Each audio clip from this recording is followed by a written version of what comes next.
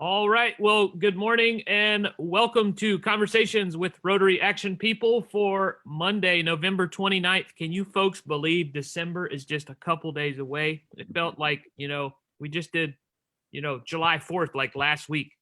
My name is Donald Hovis. I am your CWRAP host, and I'm from the Chicora Rotary Club here in Myrtle Beach, South Carolina.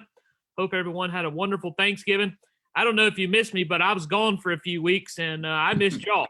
But I don't know if you missed me. But I'm back only for a week, and then I'm gone again for a week. So, hey, it is what it is, but I'm here today. It's proud to be back. Had a wonderful Thanksgiving. Hope you did as well. Let's go to the chat box and put your name, your Rotary Club, and what was the best thing about the weekend. Now, obviously, you're going to say spending time with family and friends, eating food. Did anybody go Black Friday shopping? You get a really crazy deal. Today's Cyber Monday. Hey, you can get some online deals today. But be very specific. Like it was eating my grandmother's sweet potato casserole, or hey, I like my, I love playing golf with my dad, or something. Be very specific. All right, and we may call on you for what you put in the chat. So, but I'm pleased to say I have two co-hosts today. One you'll hear from, and one you may hear from if she has a question. But Mary Gass for setting up all of our wonderful speakers from the 5 Points Rotary Club. And because she thought I was gone today and not next Monday, I have a second co-host, past district governor from the Rotary Club of Mount Pleasant, Mr. Lou Mello. Lou, I know you're introducing our speaker, so I will turn it over to you for the introduction. Well, thank you, Donald. Our speakers today are Bill and Ann Stevens. They have written a book, which they're going to talk about. And just a brief history, Bill has worked for 35 years with Deloitte, a public accounting, tax, and consulting firm. Ann taught school, both special education, middle school English, and science.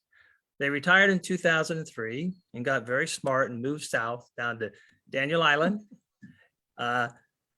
Bill joined Daniel Island Rotary in 2006. He served as the club's fundraising duck race chair, service chair, was one of the finest club presidents in 13-14. He's involved in a mentor program currently at the Citadel University and enjoys reading, water aerobics. And they have written this humor column in the Daniel Island News since 2004. And I won't give away any more, but I've got the book right here. So it's easy to order, right, Bill? Go ahead. Yes. Okay. Lou, thank you, and good morning, everyone. Good morning, Rotarians, and any guests that are on. Ann and I are delighted to be here. We appreciate you taking the time to listen to a little bit about our book. Yeah. And there's a picture of it, Dalton and Grace. Okay. And we'll get started.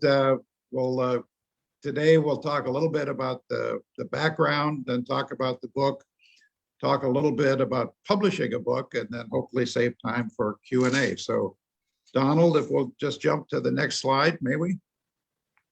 And the next slide. Briefly on the background, as Lou said, we've been writing these stories for the Daniel Island News. It's a weekly newspaper here in the Daniel Island area. Started in 2004, kind of took a hiatus for one reason or another in the middle teens, but have been back at it since. Over the years, we've probably written 300 or 400 articles. Don't do it every week, but we've done it very frequently in this newspaper. I've been the editor, I've been the writer, I've written the stories. Ann is the editor, and I will say in editing, it's more than just, fixing punctuation and things like that. Ann's really added a lot in the content and context. She'll kind of rein me back if I get too far over the line, or to say, back up and paint the picture a little bit. So she is really good at doing that. And oftentimes if I write something, she'll say, well, say a little bit more about what that is. So she deserves a lot of credit. She is, I'll say, a co-writer of these stories. We've written them under the pen names Dalton and Grace Williams.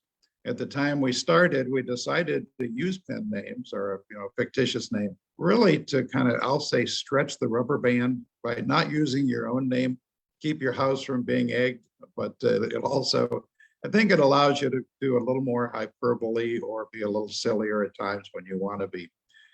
We lived on a street called Dalton Street. That's where the name came from. So Dalton and my first name, and Ann, the derivative, I guess, or origin of Ann is full of grace, and she is every bit that. So we came up with Dalton and Grace. We do have a website that Maureen Cannon has very graciously put together. If we had tried, we'd have to mail it to you, but you can see it online. She's a lifesaver. And has put, there's more about us on there, more about the book in the background, including a video. We're still working on the sound, but 4 of our grandkids in St. Louis have recorded a funny video about the reasons to buy the book with a script that we gave them. So that's kind of the background. And with that, let me turn it to Ann. Yes, And the next slide, please. next Donna. slide, please. Yes. Well, I'll tell you a little bit more about the characters of the book. Actually, there is the book again, and it talks about what marriage is. And of course, it's living together for a number of years as man and wife. It is all those years of friendship, the situations, the families, the holidays, and all of that is really sort of a backdrop of what these stories are. Some are kind of sassy, some are, of course, humorous, because we tried to have that the main core and very readable kind of stories. So it's Dalton and Grace. We'll go to the next slide and we'll tell you a little bit about the characters. Dalton, of course, is the narrator, the storyteller, and he's so well-meaning and lighthearted, and he also has a way of getting into situations that he sometimes needs a little help getting out of. And his great wife, Grace, tries to be the wise, practical one, the one who is the frugal one, the one who tries to reel him in if he gets a little out of sorts. So we had these stories for a number of years about situations other than just the household situations of married life, but also timely incidents that would happen along the way, whether it's seasonal or things that had happened in news stories, dealing with the royals from afar, of course. And then we thought, well, we need a little more dynamic in our stories, although we included some family members and we tweaked them too. And then, of course, we had some fictional ones. So we added an Aunt Toogie. Aunt Toogie is a real person by name only. It's Bill's aunt from Birmingham, Alabama. And that was her name. Her real name was Bertha, but the family called her Toogie. So we decided that she, being widowed and with no children, needed a place to light before she could find another place after she sold the family home. So Grace and Dalton invited her to move in with them. Well, she's become quite comfortable in our home now. And she's sort of the sassy version of one's elderly relative. So she usually sides with Grace on most items, but she and Dalton frequently have encounters that Grace might not approve of, either in their verbal exchanges or outside the home. And they try to hide some of these things that they do from Grace. And then along the way, Aunt Toogie is introduced to this dapper Charleston character, old-time Charleston. And of course, if you're newbies like us to Charleston, there is a difference between the Benyas and the Cumyas. And we're the Cumyas. We're the ones who have come to Charleston, as opposed to the Benyas. The Benyas are the people that have always been here. And trust me, you could be here 50 years and you're still a Cumya.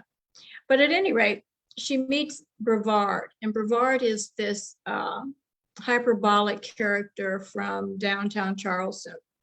He has an old family name that dates back to beginnings of time, I think. At least he thinks so. And he's sort of a know-it-all. And he and Dalton just don't always agree on things, because Dalton can see through him. Although Grace and Toogie think he's so charming and dapper, and he looks like he came out of a page of the Ben Silver catalog, which is a fine men's store here in Charleston. So those are the main characters, and they're sprinkled also, as I said, with family members and occasional visitors. And so you meet some characters along the way. Donald, can we go to the next slide?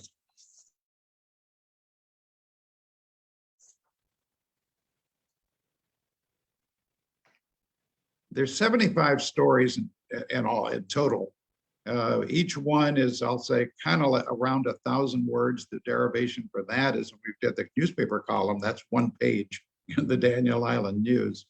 And when we dealt with the publisher, they said, we'd like this to be about 300 pages. And as it's set up, that turned out to be 75 stories that we picked. So they are, we hope, the best of the ones we've written over the years. The kind of things that are in there, this married couple, Dalton and Grace, get into the kind of marital confrontations or spats you might have over setting the thermostat, or or doing laundry, or sorting the silverware to go into the dishwasher. There's one story where Dalton goes into Publix, their local supermarket, with Grace, and she lets him go get one item and bring it back. And of course, when he returns, she's gone. She's gone somewhere else. So he spends his time walking up and down the aisles looking for Grace within Publix. And in real life, he accuses me of going to the produce and then ducking, so he can't find me. He fries a turkey for Thanksgiving. It doesn't go well. Aunt Toogie, she has an annual, she calls it a mooch march. She goes to Florida to stay with friends and mooches her way from one house to the other. And she makes Dalton drive him there. But along the way, she takes paper cups from McDonald's, Wendy's, whatever, so she can stop and get a free refill, because she thinks if you own the cup, that entitles you to a refill. And they get into a spat about that. There are some serious stories about Mother's Day, Father's Day, and the birth of a grandchild. And as Ann said, there's stories that we wrote when there was something in the news that we thought, well, this would be good. Remember when Pluto got demoted from the list of planets? We have a story about that. Ann alluded to when Harry and Meghan stepped aside as royals. Dalton wrote an appeal to Queen Elizabeth that we were available and we could fill those roles. Or a few years ago, when we had an eclipse of the sun in the Charleston area, Dalton's trying to explain to Grace and to Toogie how it works, holding an orange and a flashlight, trying to shine it on the wall to try to explain what's going to happen. Donald, let's go to the next one. And we'll talk a little bit about why this is a timely book, in the sense that all that's going on in the world, crazy as it is, unsettling as it is, and in listening to news this morning, it's even becoming unsettling, maybe a third time with this new variant, and not knowing what to do. So it's a good time to have good, clean humor, we thought, and we should talk about something that is non-controversial, something that anyone could enjoy, depending on your age or your station in life. Whether you're married or single, you still have family and friendship encounters. We also thought this was very relatable thus, and just good, clean humor, non-controversial, and as we said, an antidote to the news of the day. And I think we could go to the next slide. We've had some nice testimonials. Friends have told us for years that they've enjoyed the columns in the Daniel Island News. And we were encouraged by some friends and the publisher of the Daniel Island News to put these columns in a book. She thought it would be a nice project for us, as well as something that others can enjoy. So we've had very favorable reviews on Amazon. And one that was especially nice to hear was from this Celia Rivenbark. She's a North Carolina humor author who has won many awards, and we have won 2 humor awards as well. And I kind of think of them as a mini Seinfeld or Everyone Loves Raymond episode. You know, it's just a short little story relating to something that could happen to anybody in everyday life. And so people can kind of step into that situation and feel comfortable there. Donald, if we go to the next one. How you can get one, as Lou said. They are available, obviously Amazon, hardback, paperback, Kindle. There's the hardback, but you can, in all of those formats from Amazon. The current pricing, we found out and realized, you don't set your own price, you suggest a price. Amazon has dropped the prices now. The hardback is $23 and some change. Paperback's $12.99, and the Kindle is it's been at $4.99. It's available on Barnes and Noble in the same formats. Just their ebook is called Nook. It's on Apple Books that you get through iTunes, and an electronic format, obviously, in Google ebook as well. It's in several physical locations in the Charleston area. If someone from Charleston wants to know, it's the Preservation Society downtown, and to a gift shop on Daniel Island and one in Mount Pleasant. Donald, let's go to the next slide. Mary asked if we talk a little bit about publishing. I call it kind of making the sausage. What's involved, and we're not an expert in this. We've done it once with this book. We used a publisher. They're here in the Mount Pleasant area. The name is Publish, the word publish with a B in the front. They were recommended to us by the editor of the Daniel Island News, who herself has done a book, and also a neighbor of ours who's done 3 books. 2 he self-published on Amazon, and the 3rd time he went with us, Publish, and we've enjoyed working with them. They have been easy to work with, and obviously they provide the expertise that we don't have. Started by selecting and formatting the stories. As I said, if we wrote these over 15 years, so we have a ton of stories. Being old school, we printed them out on pieces of paper and read them and marked them up, and some of them were out of date. Some of them we had to modify. Ended up selecting the ones that we thought were the best, and then literally had to, those of you that do this stuff with computers, had to create one large Word document with everything from the introduction all the way through the acknowledgments in the end and all of those stories. We then sent that off to this Publish company. We've worked with several people there, but they then take it from there and guided us through it. The layout, because books are 6 by 9, not 8.5 by 11, how it would set up. There are images at the front of each chapter. A couple of our images they didn't like because we stole copyrighted ones by mistake. We had to correct that. Designed the cover, and a lot of people say they do indeed like that the cover is appealing. It's a picture of a house, and it's a piece of art by a well-known artist here in Charleston named Lori Meyer. And the irony is, after looking at a bunch of house images, Anne came up with the idea, let's use this painting because it's sitting in our foyer. And so we took a picture of it, and that is the background for the cover. But the folks at Publish came up with the promotional messages, all of this stuff, like the IBSN number that each book has. And all of this occurred electronically. I realize the media world, I'm sure, has worked this way for years, but all of it is a back and forth where they would say, look at this, approve it, review it, edit it.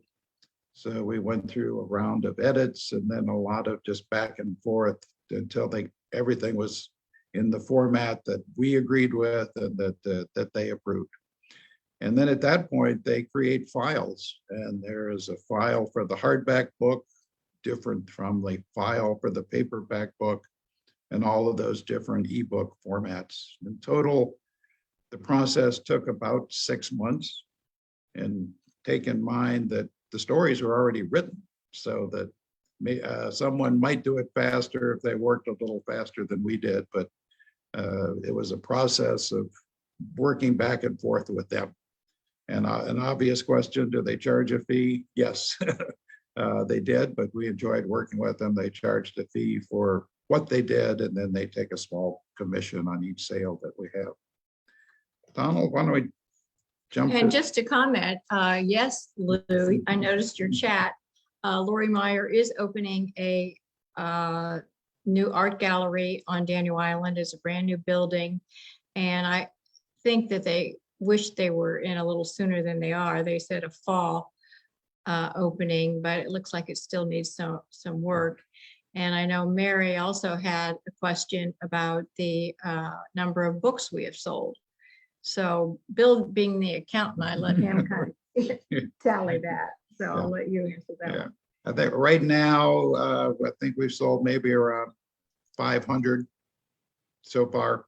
And so we're still in the tax loss zone right now, but we've had a lot of fun with it. The reaction to friends and family who've had it it's been very, very favorable. As Ann said, one person just emailed us this morning and said, this is really an anecdote from the crazy stuff in the world today. And several people have said, I like to read one or two of them a night and then set the book down and then read one or two of them the next night. So that the reaction has been good. We have not had what any author wants, I'll call it the big breakthrough. We actually got a very nice review in something called Charleston Mercury magazine. It's kind of an old line downtown magazine. We have not yet cracked the Daniel Island News or Post and Courier or Garden and Gun. We have certainly sent the book to those. Or places. the New York Or Times. the New York Times, right. But at this point, Donald, why don't we open it up to Q&A? I did see there was a pop-up. Is Dalton from Mars and Grace from Venus? Absolutely, yes. There is that yin and yang in a lot of the stories. And in fact, I think there was a story that actually played on that phrase, but that one might not have made the book. But why don't we open it up to the questions that people have? I think, first of all, we need to invite Leon to Daniel Island and give him the address of where he needs to come, because if he has never heard of Daniel Island before, he is missing out. Thanks. It's just a dredge filling area. They just take the That's dredge right. from the harbor, That's just right. dump it there. That's what it is. Right. Well, come on down Come on. and we'll buy you coffee and show you around Absolutely. anyway. Yep. Invitation to everybody. Come on down and be our guest. So I have a question, and maybe it'll prompt a few other questions. And yes, you can come off of mute and ask questions if you want. Are you okay if I stop the share of the screen here, Bill and Ann? Sure, Whatever sure. you'd like. Yes, sir. You're in charge. All right. That way we can see everybody. First of all, great presentation. I really like the stories. It's kind of an interesting idea. How many, so of all the stories, the 75 you picked in the book, you wrote for the newspaper, am I correct? Yes, Yeah. sir. Yep. All of So them. there's no story that was never featured in the newspaper that made your book. Correct. We're still doing them in the paper, but yes, everything in the book has been published previously.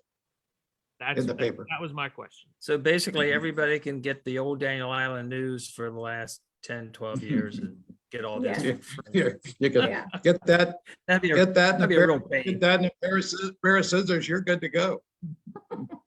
Which might have been easier than this publishing process, had we just cut them all out and copied them. Are the names of the folks that you sort of dedicated the book to, are those the grandkids? Our children and grandchildren. Yes. Children, thank And you. you grandchildren, can okay. tell there's a lot of them. Uh-huh. Yes. Yeah. Mhm. And on that website, daltonandgrace.com, we're still working on it, but as I said, there's a cute little video for 4 of the grandkids where they're making an appeal to buy the book. We wrote the script for them. The boy says, if you buy the book, when they come to visit, they won't sleep in my bed. And the little youngest one says, if you buy the book, maybe we'll get something other than pajamas for Christmas. Which I think is a great gift still. Absolutely. So they had fun doing it. We saw some of the outtakes and there were just a lot of giggles. Yeah. So it was hard to get 4 of them all time to do their part.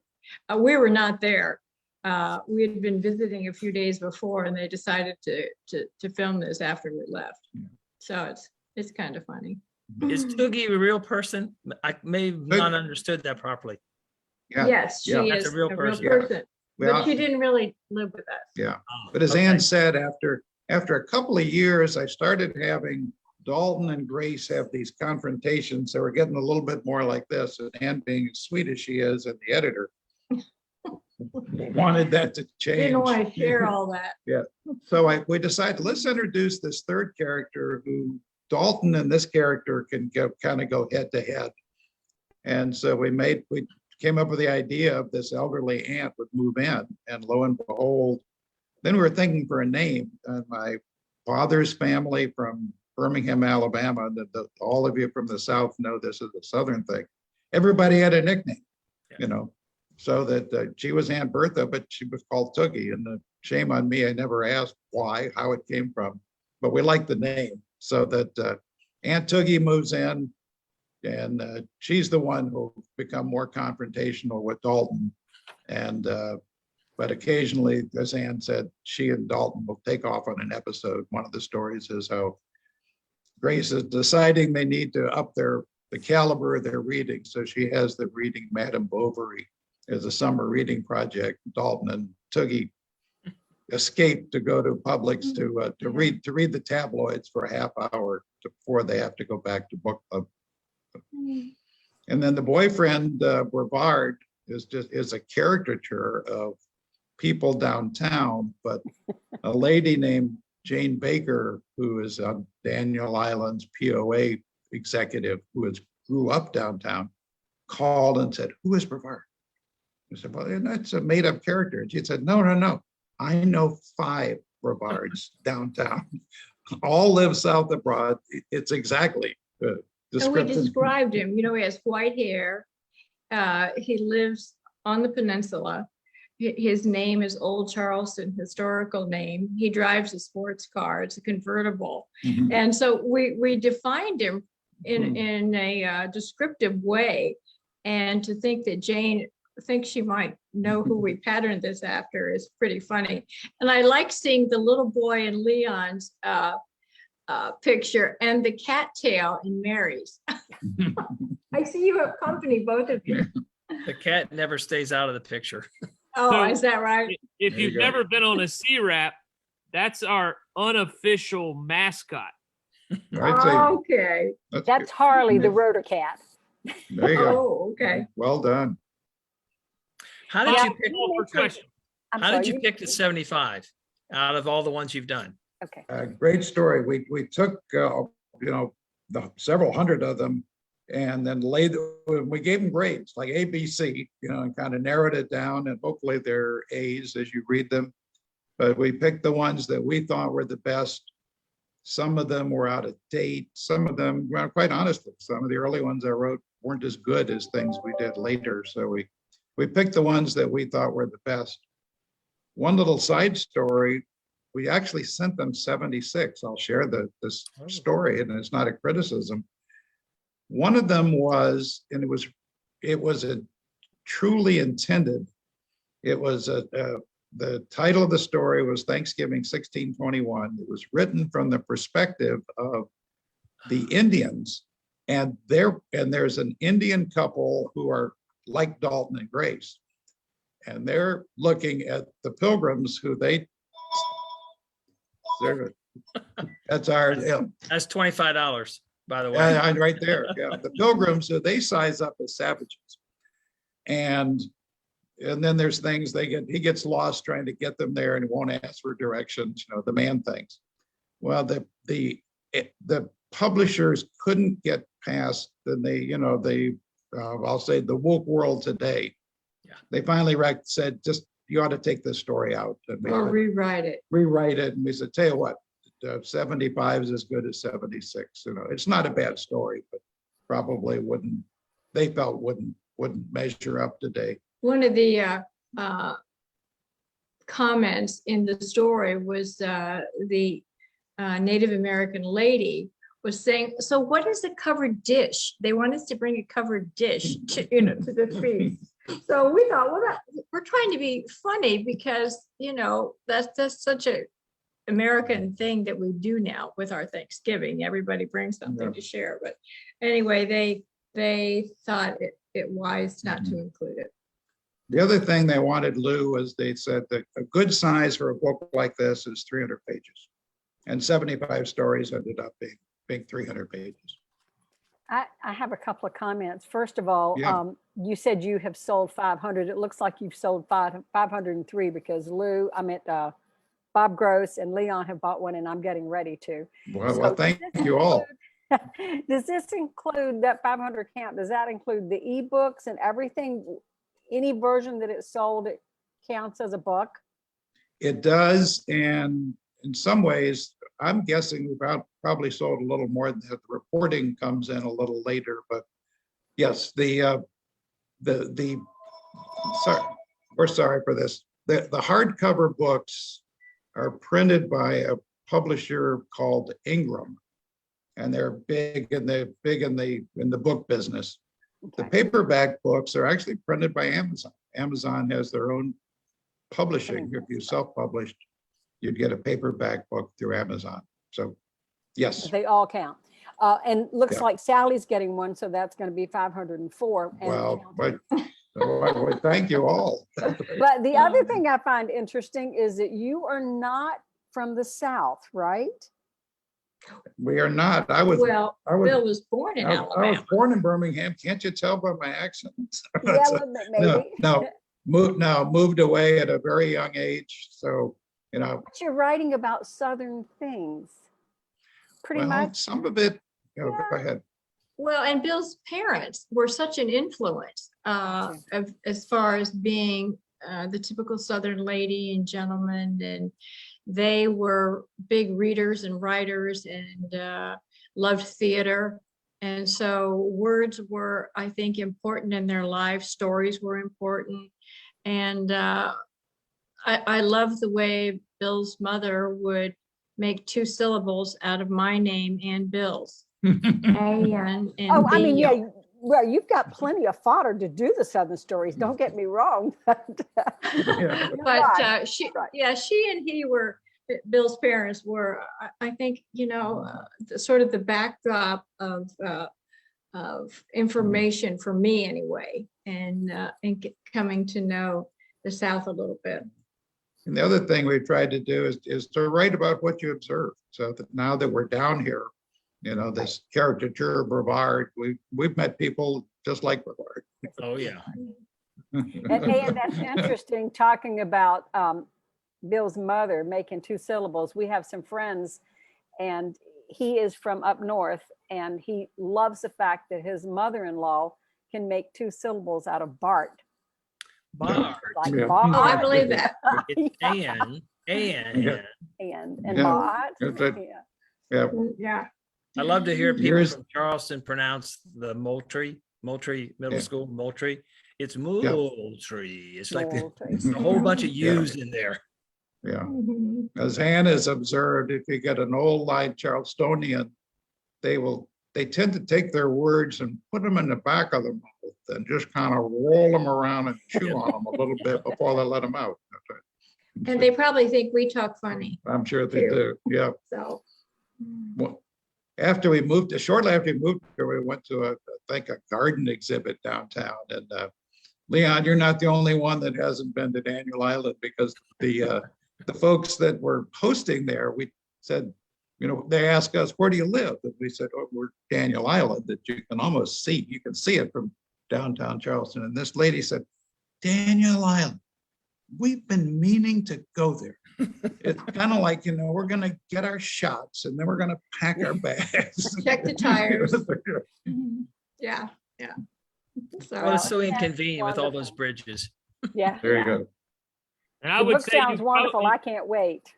and I would say when the phone rings, answer, because it could be somebody wanting to buy a book. So Well, there you go. Well, if there's 2 calls, we might that have could be missed- 2 sales. They're gone now. not only we missed 2 sales, we owe Lou $50. Yeah, right. True. That's right. I spin the wheel. It came up Hey. on 25, sorry. I That's a think that's $50 eminently fair, and we're in for the dart fund for $50. Well, There we you go. still have a landline and I brought it here in case it did ring so I could immediately turn it off because I don't know how to mute my landline. There's Yeah. so Put much it I under don't a know. pillow. Just stick it Yeah, under a that's pillow right. in the bedroom. I Yeah. could sit on it. A hammer, a Yeah. hammer. Well, thank you guys for being here today. We Thank you appreciate so it. much. Well, We enjoyed it a lot. Well, thank you for having us, and thank you for what you do for Rotary around the district. We're so very fortunate that District 7770 is truly unique in the Rotary world, and it's because of people like you. So thank you for all that you do, and we're just honored to be a small part of the many things you do. And thank you for having us today. And yes, the $50 is on its way, Lou. And I'll say, if you enjoyed today, well, then why don't you come back every single Monday? Because we do this every Monday at 11 o'clock. And speaking of Wow. next week, see, wow. Donald, We have people Donald- out here in the district that don't even know we do this, and we've been doing it over 300 episodes now. Wow. Donald, I'd come just to watch you. I get really energized, especially when I find out people don't know we've been doing this since COVID. Okay. There you go. So, That's with that wonderful. being said, here we go. Mary is up next week as your host. Hopefully, Facebook will work, Mary. You will hear from David Thatchick, who's going to be talking about earthquakes. And if you live in the Charleston area, you know about earthquakes, okay? So he's with Especially South some of Carolina them. Emergency Management Division. And then on December 13th, Dr. Roger Stoop is going to be talking about trains in South Carolina. And then, folks, I'm giving you 3-week notice. Bill and Ann, you don't want to miss December 20th. I can tell you. Phyllis, Maureen, anybody out there, I want you to wear the ugliest Christmas sweater or outfit you have. And I want you to brush up and not cheat, Lou, on Christmas trivia. Hey, Oh. Bill, Ann, we did I'm on it. Halloween trivia. And I took him at his word. He said, I'm just going to Google questions. And so I went and studied. And so I just basically crushed them. Every Ah. Oh.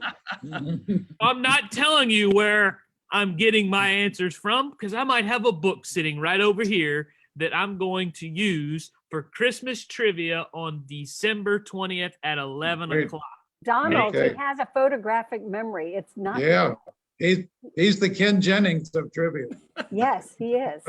There is going to be called a waiting room, and he won't be. I just won't say it.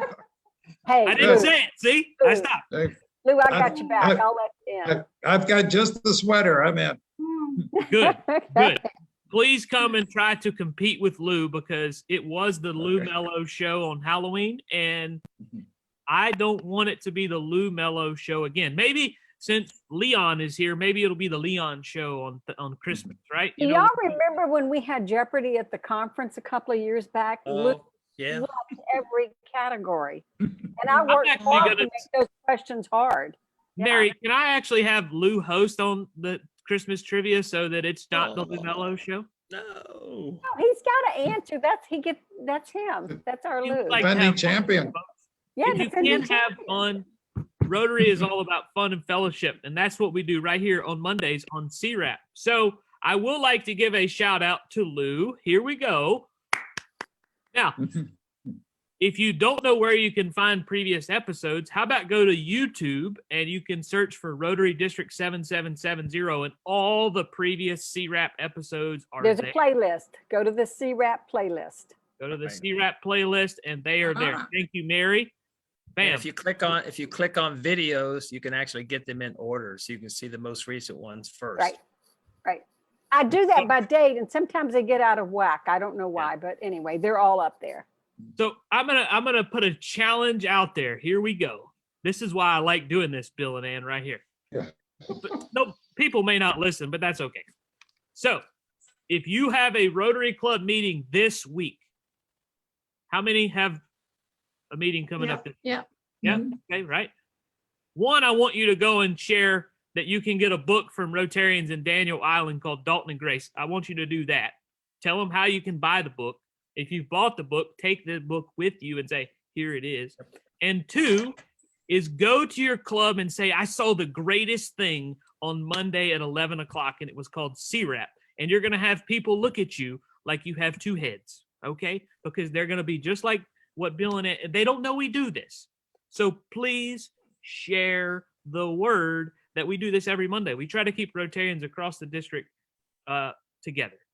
We started this during COVID, and we're still going to continue to do it as long as we can find great speakers. And with that being said, if you know wonderful speakers like Bill and Ann, please get those over to Mary Gask as she books all the speakers for this program. Mary, thank you for what you do. Lou, Welcome. appreciate you. But I am going to give Lou a shout out. So the challenge is to talk about Dalton and Grace at your club and talk about CWRAP. Okay. You can watch it on Zoom from your office, your phone, your iPad, your computer. You can go back to YouTube, watch them later.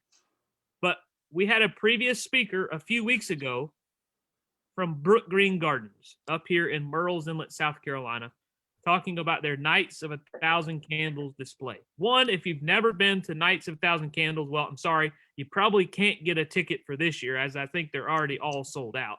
But 2 is Lou went last night. So he listened to the presentation and acted on it and went to Nights of 1,000 Candles and really had a blast. So It was fun. Lou, thank you very much. Hey, see, that's where CWRAP comes full circle. You hear it here first, you go and act on it, and here we go. So all of you have acted on it by buying the book today. Great job, guys. Congratulations, Bill and Ann. It was great to have you here. And I'm going to do something I've never done before. And I always like the statement, always be ready. Okay? So here we go. I'm going to call on somebody to do the 4-way test. And who is it going to be today?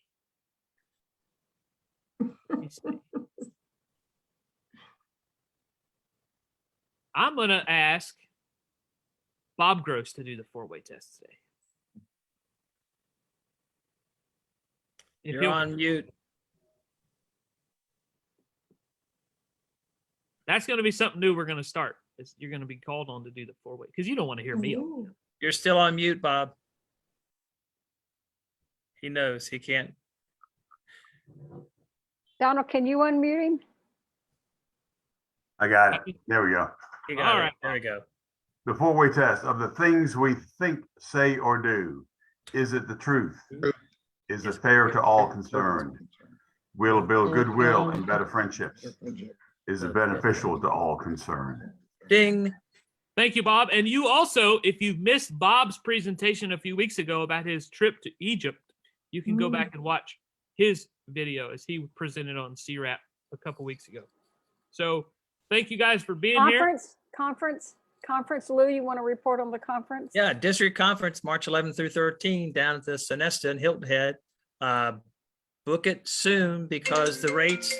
Oh, $25 for Oh, Lou. $25. Oh, yeah. That's my alarm. I've got another Zoom in 15 minutes. So anyway, the rates are $225 registration, and the hotel Sonesta is only $179. That includes all the amenities and parking and so forth. And $179 for Hilton Head, that's a good deal. So I would make sure you get the hotel booked soon because that's St. Patty's weekend. And so there won't be any like open rooms at all. They're just the ones we've reserved. But it's $225 for registration. At January 1st, it goes up to $250. So I know Daniel Island, you usually send 5 or 6 people.